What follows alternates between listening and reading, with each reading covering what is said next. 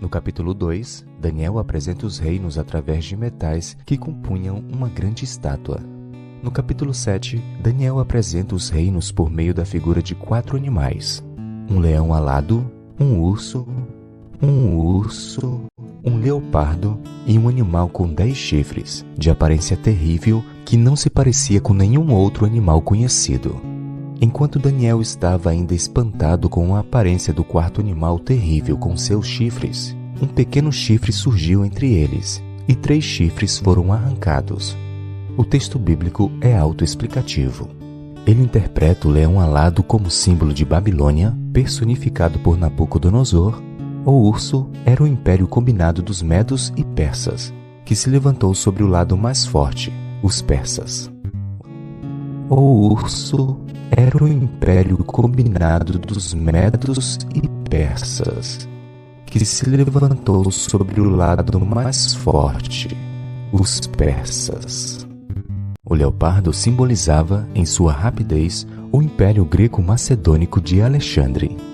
O quarto animal com 10 chifres era tão estranho e temível que chamou sobremodo a atenção de Daniel. Após o surgimento e crescimento do chifre que falava arrogantemente blasfêmias contra Deus, este animal foi julgado, morto e destruído no fogo. Este animal representava o Império Romano, incluindo o Sacro Império Romano, que o sucedeu. Continuei olhando, e eis aqui o segundo animal, semelhante a um urso, o qual se levantou de um lado, tendo na boca 3 costelas entre os seus dentes, e foi-lhe dito assim: levanta-te, devora muita carne. Daniel 7:5. Se levantou de um lado. Esta é uma indicação dos persas como lado maior que o dos medos no Império Medo-Persa, o que fica claro em Daniel 8 quando Daniel vê um carneiro com 2 chifres, um sendo mais alto que o outro. O chifre mais alto historicamente foi Ciro, o persa, e o menor foi Dário, o medo. Profeticamente Ciro corresponde a Trump, e Dário corresponde a Rex Tillerson, sob o panorama amplo de Daniel 8 conforme o vídeo abaixo explica detalhadamente. O presidente eleito dos Estados Unidos, Donald Trump, anunciou hoje oficialmente que um aliado do presidente russo, Vladimir Putin, vai comandar a diplomacia americana. Guarde bem esse nome, Rex. Foi explorando um produto da época dos dinossauros, o petróleo, que Rex Tillerson virou um homem forte da indústria de energia. Guarde bem esse nome, Rex.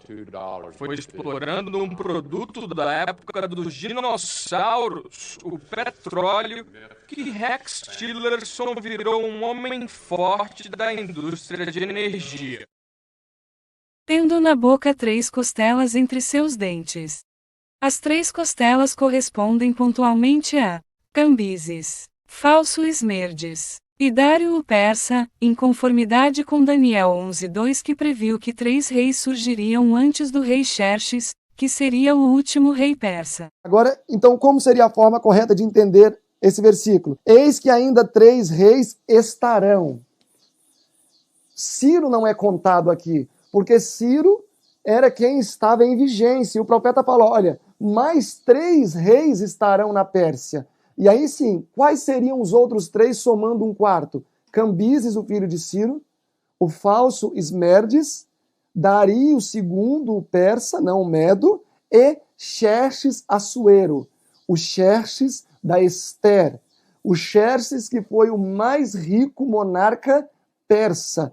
E é este mesmo Xerxes que a história abundantemente afirma que planejou batalhas contra os gregos e foi derrotado. E assim criou então uma insatisfação entre gregos e persas, que culminou então na derrota dos persas em 331 na Batalha de Arbelas por parte dos gregos.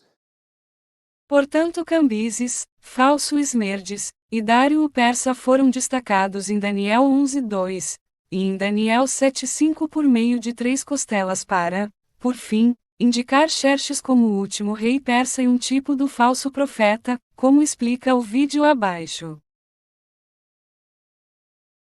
E pelos 3 reis auxiliarem indicando o último rei persa, é que estão simbolizados por costelas. Pois a auxiliadora do primeiro homem também foi simbolizada pela sua costela. Em confluência, o falso profeta auxiliará o próprio anticristo. O Senhor Deus disse ainda: não é bom que o homem esteja só. Farei para ele uma auxiliadora que seja semelhante a ele. Havendo, pois, o Senhor Deus formado da terra todos os animais do campo e todas as aves dos céus, trouxe-os a Adão, para ver que nome lhes daria. E o nome que ele desse a todos os seres vivos, esse seria o nome deles. O homem deu nome a todos os animais domésticos, às aves dos céus e a todos os animais selvagens, mas para o homem não se achava uma auxiliadora, que fosse semelhante a ele. Então o Senhor Deus fez cair um pesado sono sobre o homem, e este adormeceu. Tirou-lhe uma das costelas e fechou o lugar com carne. E da costela que havia tirado do homem, o Senhor Deus formou uma mulher, e a levou até ele. E o homem disse: esta, afinal, é osso dos meus ossos e carne da minha carne. E foi-lhe dito assim: levanta-te, devora muita carne. Em notória oposição a Deus, que com amor após fazer o homem dormir, tirou uma única costela e fechou com carne o lugar. O falso profeta impetuosamente recrutará o máximo de auxiliares do anticristo.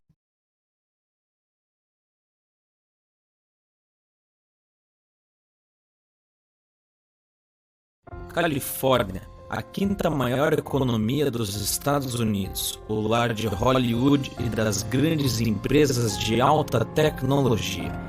Localizada na costa oeste do país, tem seus imponentes cartões postais como a Ponte Golden Gate, a cidade de Los Angeles e o litoral californiano.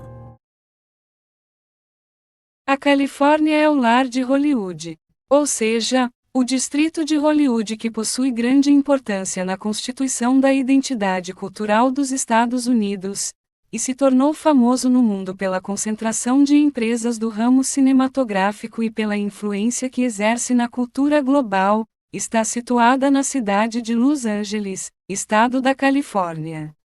Portanto, a Califórnia testifica por intermédio de Hollywood que será o estadunidense midiático Trump que, como falso profeta, auxiliará o anticristo a ter poder de fala midiática global, ou seja, Trump dará fôlego à imagem da besta. E para promover mais o anticristo, o falso profeta até fará fazer descer fogo do céu, isto é, usará recursos midiáticos de nível hollywoodiano. A habilidade de influenciar a mídia é um superpoder na vida real. A habilidade de influenciar a mídia é um superpoder na vida real. As Kardashians, por exemplo, ganharam mais de 100 milhões de dólares com esse poder. Mas de longe, o melhor influenciador que já vi é o Donald Trump.